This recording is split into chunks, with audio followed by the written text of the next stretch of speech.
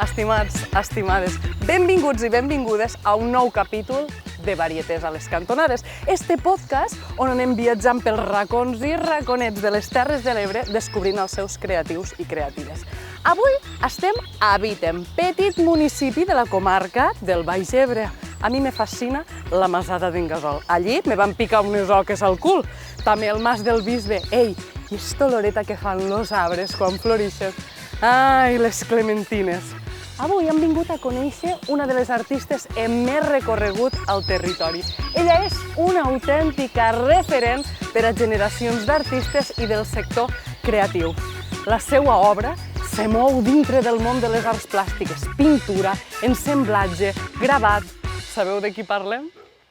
Col·lectiu Cultura presenta Varietés a les cantonades.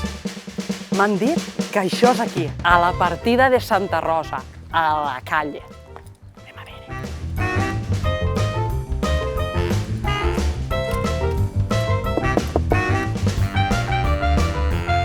Hola? Antònia? Ei! M'he cruzat en Bruc. Hola! Què fas? És normal que et crucis en Bruc. Espera un momentet, Perquè que està a estic casa aquí. seva. Me sento aquí, eh? Sí, senta't on vulguis. Hola! Hola! Escolta! Hola, Bruc!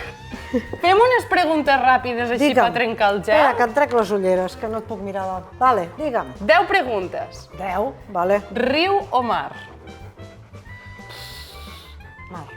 Inspiració o disciplina? Inspiració. Dit o pinzell? Pinzell. Roig o negre? Difícil els dos. No t'ho canviaré. No. Soroll o silenci? Soroll. Miró o tàpies? Tàpies. Provocar o agradar? Provocar. Digital o analògic? Analògic. Arrel o ales? Torno a dir el mateix. Arrels amb ales per poder estirar. Tortosa o Amposta? Barcelona. Ho sabia. Mos sentem a xerrar un ratet? Sí, i tant que sí. Som-hi. Ves en compte que me'l mataràs. És que és una catifa, no és un gos. Varietés a les cantonades. Varietés a les cantonades. Com estàs? Anar fent, anar tirant, anar passant calor i ja està, al puesto. Al puesto? Sí. On estem? A casa, al meu espai. A casa, al meu estudi, a casa. Casa. Qui mos estigui veient segur que està fascinat, igual que jo. A mi m'encanta entrar. Jo entraria a casa de la gent a veure com és. I això, sense conèixer-nos molt, perquè no mos coneixem, No? compta molt de tu. Sí, és que l'espai on te treballes és l'espai on t'has de sentir a gust. Si on vius t'has de sentir a gust i pots dormir i de tant en tant pots desconnectar enxufant els catxarros i les teles i totes aquestes coses i les músiques, en el lloc on te treballes tu has de ser el teu món i és on has de tenir tot el que vols que t'envolti. I estem a l'espai que jo vull que m'envolti. Tu ets artista? Crec que sí, però què és artista? És una pregunta que sempre hem d'anar fent, no? I per mi, a veure, és quan la gent et pregunta què és art. Dius, bueno, art és tot allò que fas amb ganes, no? I tot allò que no menteix. O sigui, que fas amb ganes. Se podien posar moltes coses aquí, en aquesta definició. Sí, es poden posar moltes coses. Vull dir, anem a ser una mica bèsties, no? Fotre un bon polvo, amb ganes és art. Ja està. Vull dir, a veure, estimar bé és art. És Erich Fromm, l'art d'estimar, m'enteneu? O sigui, tot va una miqueta així. El que estimes, el que sents, amb el que és sincer, amb el que lluites també per a la teva sinceritat, amb el poder parlar, amb poder-se expressar.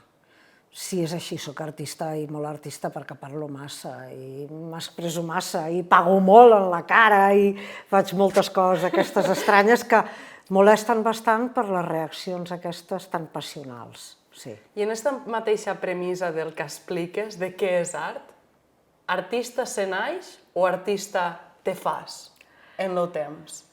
El caràcter, la passió, l'emoció i tot això es naix. Que això vol dir que tu utilitzis per ser artista o per fer en moments puntuals art, com hem dit del bon polvo, ja em va bé, no? Però d'alguna forma, conforme vas creixent i utilitzes o fas servir aquesta expressió, aquesta passió, aquest sentiment, va creixent en la teva forma de fer, en la teva vida, la teva història i sobretot vas adquirint criteri, perquè vas veient moltíssima gent com reaccionen, vas aprenent, cada dia aprens, i quan aprens tot allò també ho passes pel teu sedàs, continues creixent com a persona, si creixes com a persona creixes com a artista, què passa? Que si ho utilitzes per fer matemàtiques, doncs bé, ja està bé, potser seràs un gran empresari, potser funcionaràs molt bé, però si ho utilitzes per poder dir coses de com veus tu i per poder crear coses noves que no existeixen. Realment nosaltres creem coses noves que no existeixen. Són objectes, són paraules, són gestos, són el que sigui. Què passa? Això es fa amb el criteri, te'l fas tu, però després necessites aprendre moltes més coses, perquè com diuen a la que va ser la meva escola, i sempre els dic als alumnes, o sempre els deia als alumnes, quan es va a una escola no es va a saber, es va a aprendre, perquè si ho saps ja no vols conèixer res més. Aleshores, per ser artista has de voler aprendre a cada moment, aprendre de tot.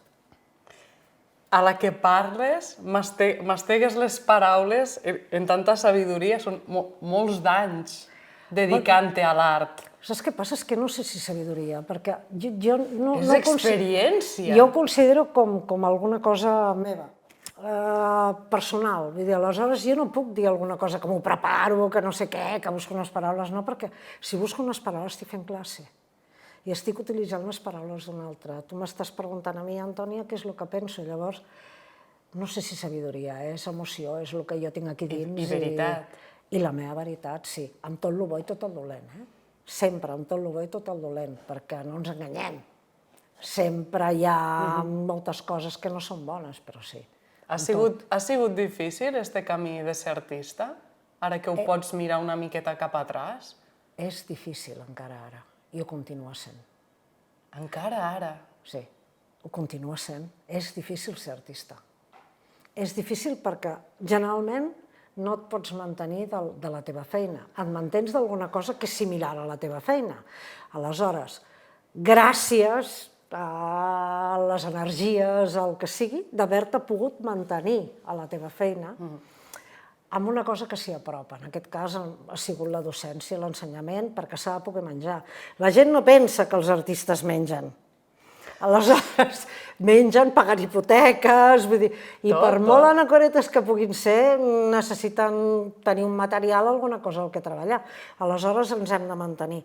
Clar, jo he estat donant classes tota la vida, ja a Barcelona, abans de venir a Terres de l'Ebre, vaig arribar aquí, l'escola d'Art d'Amposta, i després tot el que ha sigut també gestió, la Bienal d'Amposta, els primers començaments del pati, 1000 històries més, sí, però aquesta no és la meva il·lusió. Sí que hi poses molt, perquè està molt relacionat, està molt a prop, o sigui, són cosins germans, però són cosins germans, no són germans, no és allò, no? Aleshores, allò està aquí, en aquest espai, aquí, en quan puc fer el que em passa pels nassos i puc dir el que em passa pels nassos, perquè el problema és que de ser artista, una de les coses més terribles de ser artista és dir el que et passa pels nassos, a tots nivells, perquè si només dius coses boniques, no hi ha cap problema, però quan dius contes sents tu davant de, te l'han començat a liar. I és una que hauria de ser, al meu sentit també, implícit de ser artista. Exacte, hauria de ser-ho.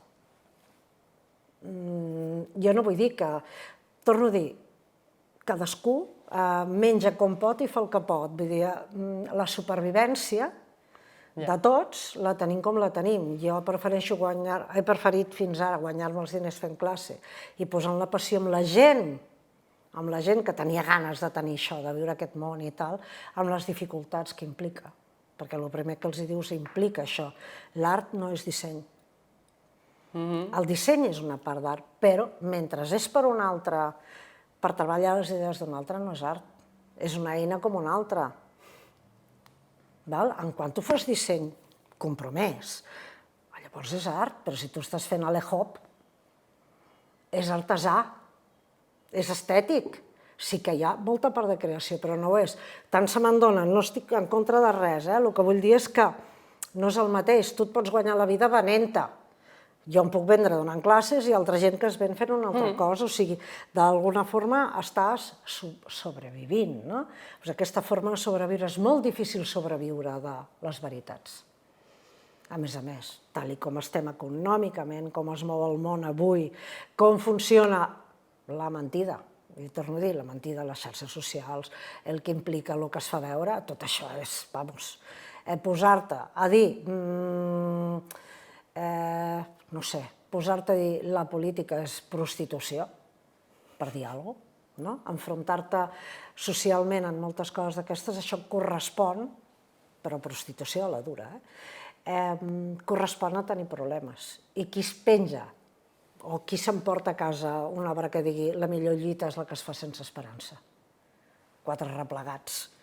Aquests objectes no estan, llavors els fas per ensenyar-los i perquè la gent prengui consciència, però també hi ha una cosa molt important, cada persona veu en la teva obra el que vol veure. És com la música en anglès, no? Quan nosaltres érem jovenets no teníem ni papa d'anglès i estàvem escoltant una cançó protesta d'anglès i pensàvem que deia, ai, que guapo eres i cuánto te quiero. No, estaven parlant de qüestions polítiques al moment, dels irlandesos, de no sé què, però com que eren tipus balades, doncs ens pensàvem que eren cançons d'amor. Cadascú, a l'obra de l'altre, veu el que vol, però tu fas el que tu sents. I això és molt difícil. Ara que dius això de quan érem jovenets, com era l'Antònia de 18 anys? Cavallot, sempre he sigut molt cavallot. Quan dic cavallot vull dir que m'agrada molt... He sigut més... La meva mare deia que era com un xicotot, que era més com un tio que com una tia. Amb 18 anys era la típica persona que està embolicada en 1000 coses, sempre m'agrada estar en 1000 coses i diria que tinc TDAH o alguna cosa així, però de les coses que són ara encara les que em mouen, no? Doncs igual estava en política, que estava... Sí. O sigui, que queda alguna cosa d'aquella Antònia. Oh, i tant, que queda... No, és que aquella Antònia està aquí. I jo penso que conforme em vaig fent més vella, més. Torna a ressorgir però amb més força, no? Com amb la pell més fina. Bueno, era una persona que tenia molt de guant i que tenia moltes ganes de canviar el món. Vas estudiar a l'Escola Massana, a la Llotja, i en 20 i pocs? En 22, 23. Nascuda a Barcelona. Nascuda a Barcelona. Te'n vas vindre cap a les Terres de l'Ebre. Em vaig venir a les Terres de l'Ebre. Per què? Perquè vaig conèixer una persona i vaig decidir venir aquí i jo sempre he dit que he vingut a les Terres de l'Ebre per accident. És una gran manera de posar...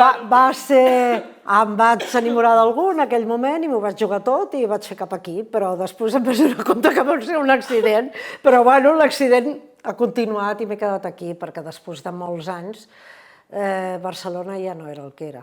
Jo m'he sentit sempre com un pingüino, Sí, m'he sentit sempre aquí a Terres de l'Ebre, clar, l'any 84 això no era el que estem veient ara. Vaig arribar aquí i em vaig sentir realment una miqueta com un pingüino. Jo venia amb els meus pèls, la meva forma de viure, surto al carrer amb pantalons curts, el que em doni la gana, als bars no entren les dones i me n'anava a comprar el tabac amb pantalons curts, amb tots els senyors jugant a cartes i tots esgarrifats, i jo, doncs bueno, ho faig i ja està, no? Que em sentia com un pingüino al parc, que era com l'espectacle, però mica en mica el pingüino se va acostumar ja tant a estar al parc, que si el porten al Pol Nord Al Pol Nord ja no és el mateix, perquè han anat un munt d'expedicions i el controlen massa, també, al Pol Nord. Doncs per anar al parc ja està bé. M'explico? T'has agermanat en les Terres de l'Ebre o sempre te quedarà aquesta sensació de soc un pingüino? Em quedarà la sensació que sóc un pingüino. Malgrat me les estimo molt. Malgrat me les estimo molt. A veure, jo les defenso moltíssim, però sóc un pingüino per creixement. Jo no he crescut. Ara entro en un tema pelut. Jo sóc animalista. Jo no he crescut en un món on els bous s'utilitzen com s'utilitzen, on hi ha caçadors per tot arreu, on es respecta tan poc la vida dels altres persones no humanes com s'ha respectat aquí. El primer cap de setmana que vaig estar a Amposta vaig trobar una taca de sang molt gran al carrer. Això ho tinc aquí, molt gran al carrer. I vaig preguntar què era allò. I em van dir 2 o 3 persones, no dic els noms, però són persones comunes, van dir, no passa res, és el bou que ha rebentat. I l'han matat aquí. I jo em vaig quedar mirant i dic, on estic jo? On estic jo? On estic? Jo vinc de pagesos, mon pare havia sigut pastor i la meva mare a Lleida també. Estaven els conills, els mataven, però jo a casa mai m'havia menjat un conegut. O sigui, si jo els havia vist viu, allà jo no em menjava ni l'arròs on estava aquell bitxo conegut. Clar, vull dir, la meva família sempre m'ho va respectar, perquè si no muntava uns pollos impressionants. Clar, arribo aquí i em trobo això. Llavors, això va ser un cop molt bèstia per mi. I hi ha hagut moltes coses molt bèsties que mai em podré agermanar en les Terres de l'Ebre, per això. Per altres coses, pel riu, pel patrimoni, per l'espai, per la sinceritat de molta gent, perquè aquí la gent és molt passional i m'encanta. Per tot això sí, però hi ha coses que no deixaran que no deixen. Em costa molt tot això. I hi ha molta gent que no hi combrega, però com en general és una de les coses que passa pels pobles a les festes majors i per tot arreu veus això, jo no puc passar per cap poble on hi ha festa major. Parlem de la teua obra. Sí. Quina diferència creus que hi ha de les obres que creaves al principi a les que crees ara?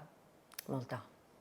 Sí. Molta. Sempre hi ha un camí, sempre han sigut sinceres, però en aquell moment buscava les històries de les coses.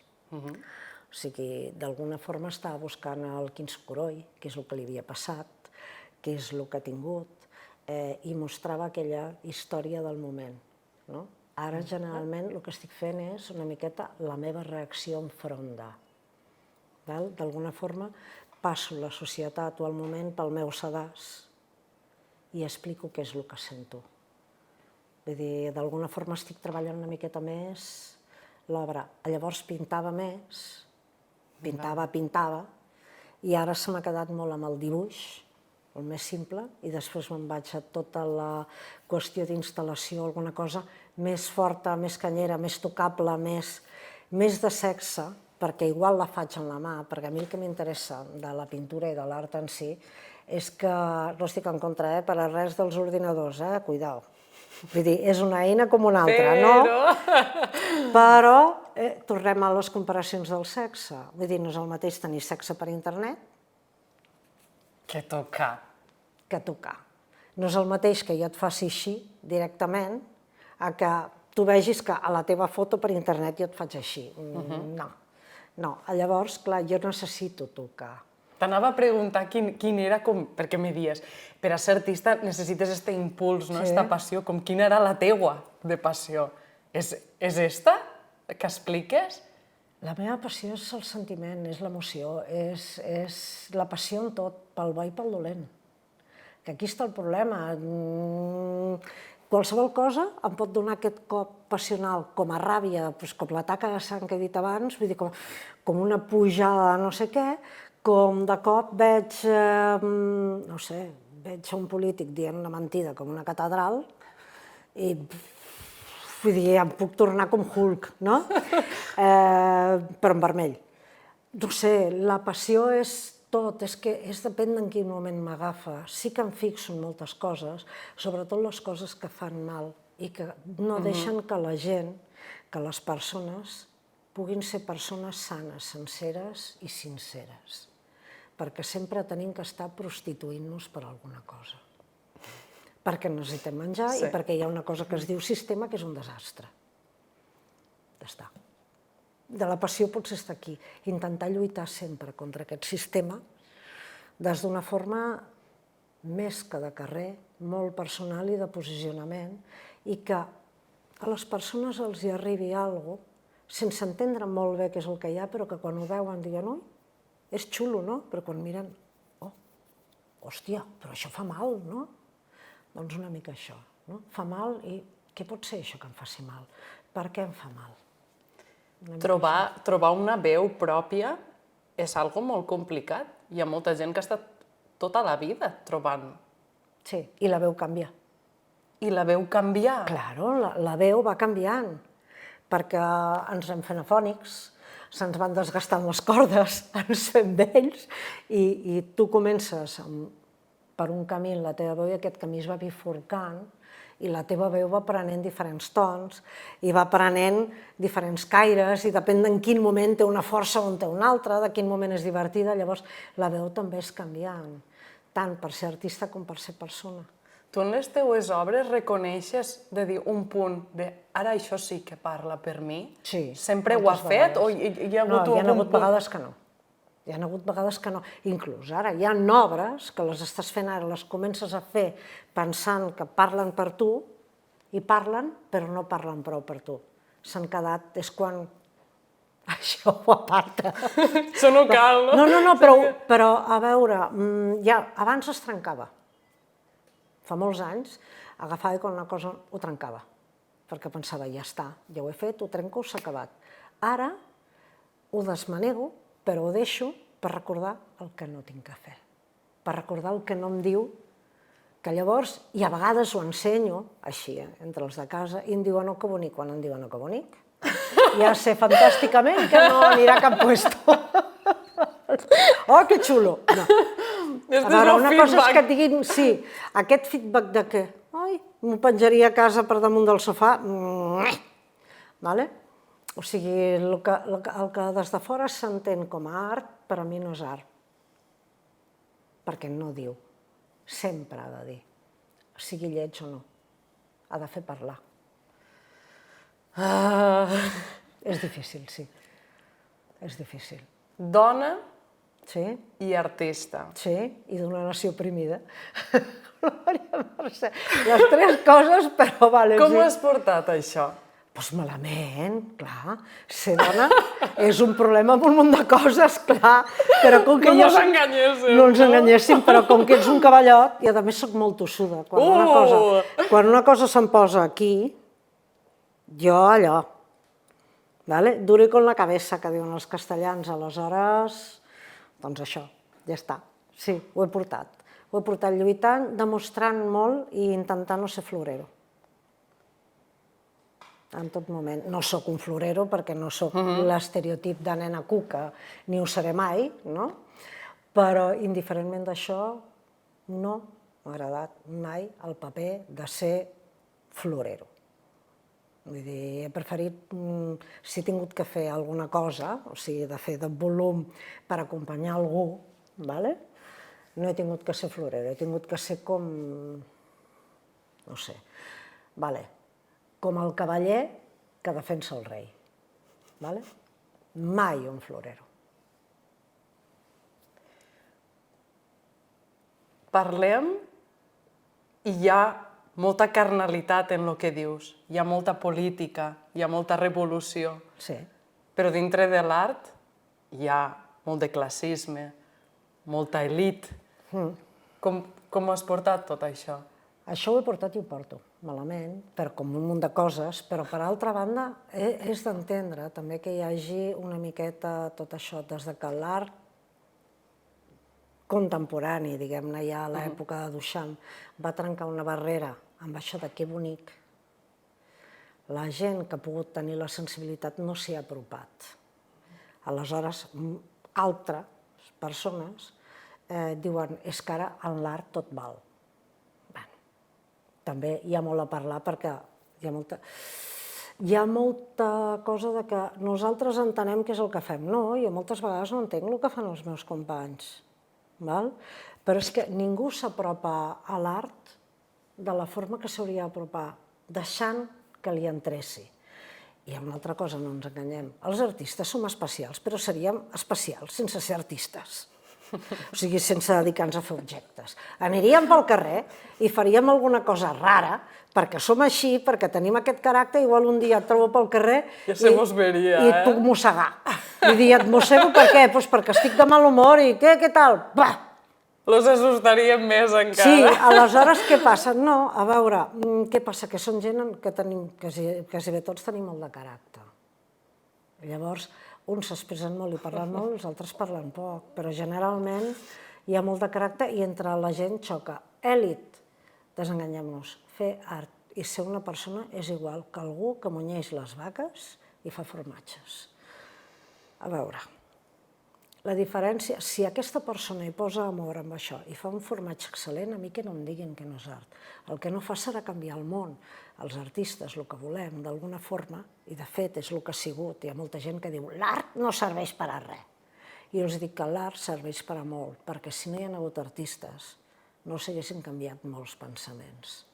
En el món, perquè canvi el món, hi ha hagut revolucionaris i artistes. Si Picasso no hagués estat, parlo gent important, si Picasso no hagués estat, probablement una gran quantitat de coses estètiques no s'haguessin tirat endavant. Si no hagués estat Braque, si no hagués estat Van Gogh, si no hagués estat tota aquesta gent que en el seu moment van estar tirats, 100 anys darrere són dioses. I tothom els accepta a tot arreu. Amb estètica, amb no sé què, no sé què. Els que estan fent ara no s'accepten. És normal. Perquè la gent encara no s'ha acostumat. Per què? Perquè és una revolució. Llavors, entre revolucionaris sempre hi ha xanxullos. No és una èlit. Com veus l'art contemporani ara? Hi ha espai per a crear, per a compartir? Quin lloc té? L'art contemporani ara té lloc a tot arreu. Al carrer. Té lloc als espais, té lloc a les cases i té lloc amb una persona pròpia en tant en quant es pot moure o pot pujar aïllant la història, posar una caixa al mig del carrer i fer el seu discurs com convingui. Si l'escolten o no és el problema de qui sigui. Des dels anys 50 o 60 l'art contemporani està aquí. Quin és el problema? Que hi ha tantíssima gent que fa art. Hi ha tantíssima gent que treballa. Hi ha tantes eines per poder treballar. Hi ha tantes ganes d'arribar a, perquè tothom vol arribar a.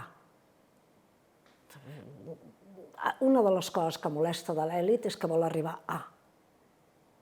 Arribar a és que tu acabis una peça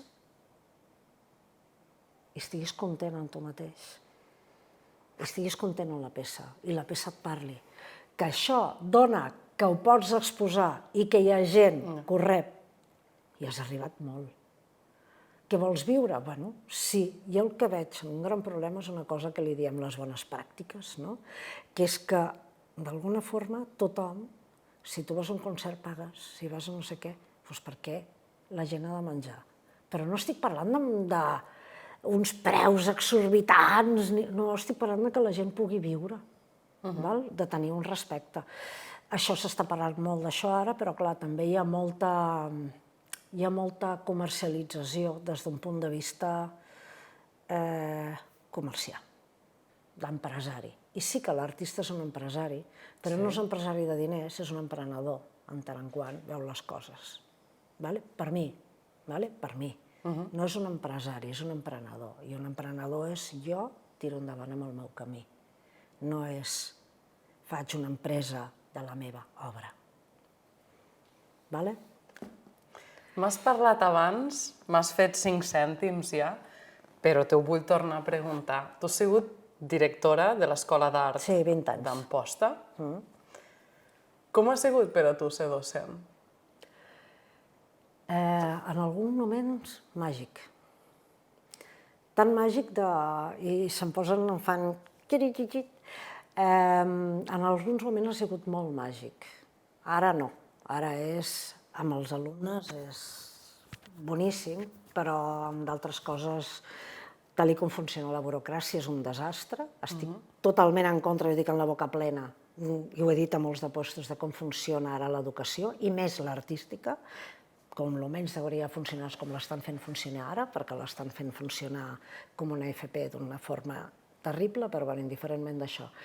Per mi, que arribi gent amb ganes de fer coses, que els hi ensenyis les tècniques, que els hi proposis camins, que els hi puguis parlar de filosofia, de pensament, perquè la gent el primer que ha de tenir és clar qui és cada persona. Si un no es busca en ell mateix, mai no podrà trobar una obra.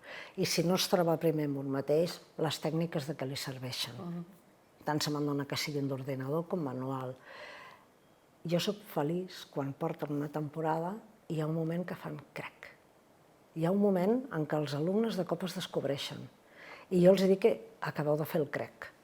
És com un quart de volta, no? I quan fan un quart de volta i es descobreixen i veuen com això els hi obre un camí personal a nivell humà i a nivell de creació, és fantàstic. Fantàstic, és de lo millor. Vull dir, per mi l'escola sempre ha sigut un camí per descobrir. I una altra cosa, m'han ensenyat tant. Clar, t'anava a dir, quina relació has trobat entre la docència i la producció artística? Quid pro quo. Bueno, la docència i la producció artística està lluny perquè cadascú, però a mi m'obliguen de continu a anar-me refent. O sigui, a veure, jo l'ordinador no l'havia tocat a la vida, tot hi ha que dir-ho, no? I amb els anys m'ha tocat fer anar a l'ordinador, amb el que m'interessa, l'altre ho faig com a rossegons, però m'ha tocat posar-me a lloc, no? De vídeo encara no controlo, però d'altres històries sí, no? M'ha tocat posar-m'hi, però igual que m'ha tocat això, m'ha tocat posar-me moltes altres coses. Des del món del còmic i els, com es diuen aquests, el manga i totes aquestes històries, assabentar-me de moltes coses d'aquest tipus, perquè hi ha gent que vol treballar amb això i d'això fer les seves peces, però transportant-ho. M'ha tocat conèixer resines de polièster que no les havia tal. M'ha tocat treballar molt per poder estar a l'alçada dels alumnes i arribar dies que em pregunten alguna cosa i deixeu-me que us ho contesto demà. Amb tota la sinceritat, perquè no hi ha ningú que ho sàpigui tot, no? Menys mal, perquè si no, no voldríem aprendre. Llavors, amb tot això, no només m'ha tocat posar-me-ho al dia i remenar, sinó que, a més, he conegut gent i totes les formes de veure qualsevol cosa. És superdivertit posar un got damunt de la taula i que la gent t'expliqui com veu aquell got. No només dibuixant-lo, que el dibuix els has de corregir, perquè si no saps explicar-me això no sabràs explicar una altra cosa, sinó què hi veuen aquell got. Uns hi veuen l'aigua, els altres hi veuen... i van explicant coses. I tu vas veient les mirades. T'ha passat mai que has entrat a casa d'algú i has vist una obra teua? Sí.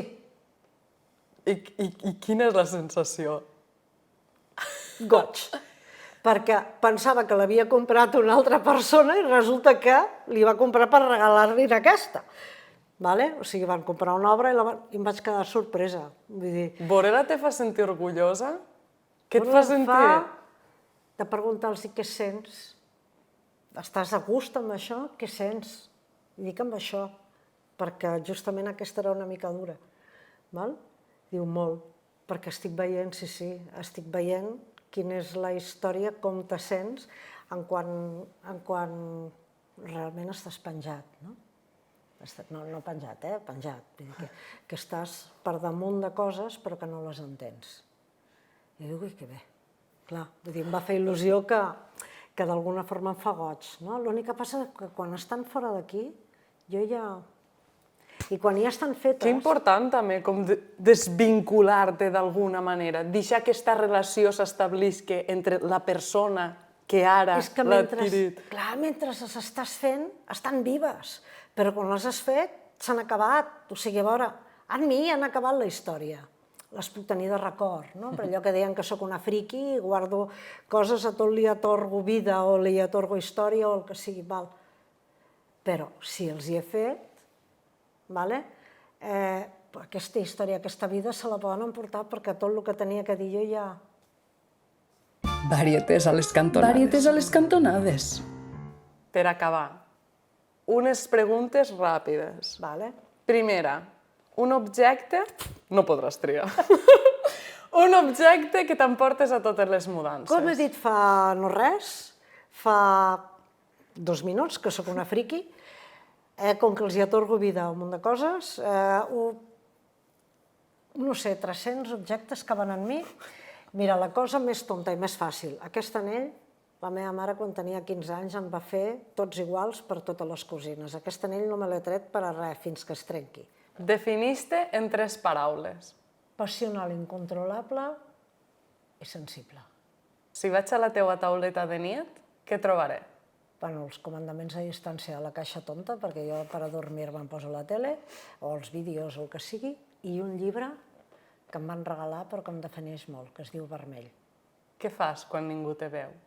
A on? Pots triar! Normalment, si estic aquí a casa, quan ningú em veu i estic molt tranquil·la, si puc després aixecar-me per la història, em tiro a terra amb el gos, en Bruc. Un pla ideal de cap de setmana. Poder-me tirar a terra amb el gos un munt d'estona i poder-me aixecar tranquil·lament per després poder venir aquí o anar a un bon concert o anar a veure una bona pel·lícula o posar-me a tancar l'estudi. Dis-li alguna cosa a l'Antònia de 10 anys. No siguis tonta i tinguis més vista. Un lloc preferit de les Terres de l'Ebre? A baix al Delta, al camí de les Magdalenes, que hi ha una punteta que veus la Torre de Sant Joan, que sembla un llac, i sembla que estiguis a Escòcia, pel vespre, en sèrio. A aquell lloc per assentar-me mirant la Torre de Sant Joan en la ràpita sense llums, quan està baixant que encara no té llums i totes les muntanyes darrere amb tot tranquil.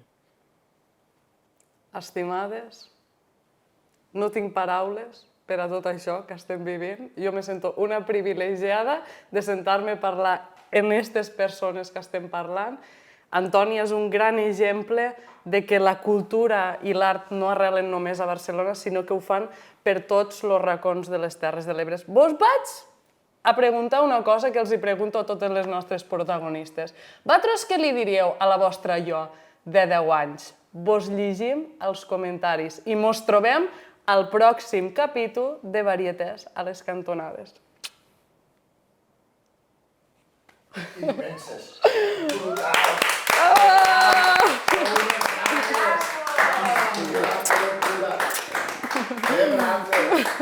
Antònia, no siguis tonta i tinguis més vista. Gran frase, uau. És que aquí hi ha unes frases lapidants que flipes. No siguis tonta i tinguis vista.